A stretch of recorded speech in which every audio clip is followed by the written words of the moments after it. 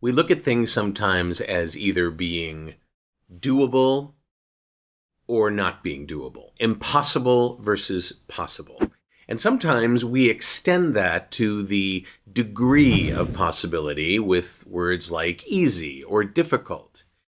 And I'm not trying to go through the dictionary with you, but I want to make sure you understand the difference between difficult and impossible, and two things that you can add to that equation that changes it from one to the other. And I'm going to do that in this episode of the VOHeroes podcast.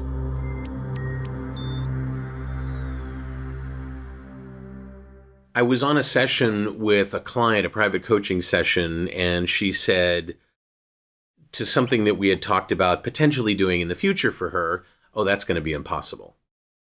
And I stopped and I asked her why she thought that this particular thing that other actors and voice talent have done throughout time, throughout the, going back to Greek theater, right? And she said, I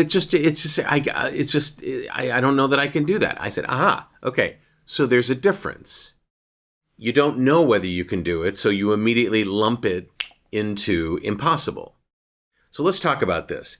As you look at this particular thing, it's difficult. It looks difficult. It's been difficult for every actor. I don't even remember specifically what it was, but this concept of having to find an agent, do a demo, look for a casting director that you can maybe take a general meeting with. All of these things are not things you wake up in the morning and, like making yourself a cup of coffee, you feel like doing or could do. But difficult does not equal impossible. And there's a reason for that. The reason for that is you haven't added two things: patience, and knowledge. So it's amazing how impossible tasks become not only possible, but manageable, and in some cases even likely. And yeah, I did that, achievable, when you add knowledge and patience. So here's a quick example. I used this the other day. Somebody comes up to you and says, I want you to write me a 1,000-page novel, and I need it by Friday. Okay, we can both agree that that is impossible. It just is.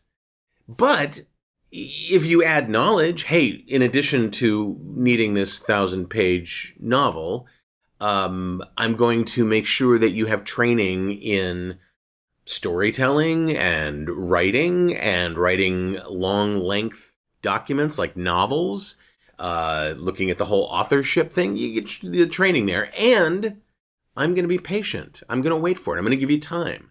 I didn't give you time when I said Friday, but let's just say 6 months, a year, 5 years, 10 years.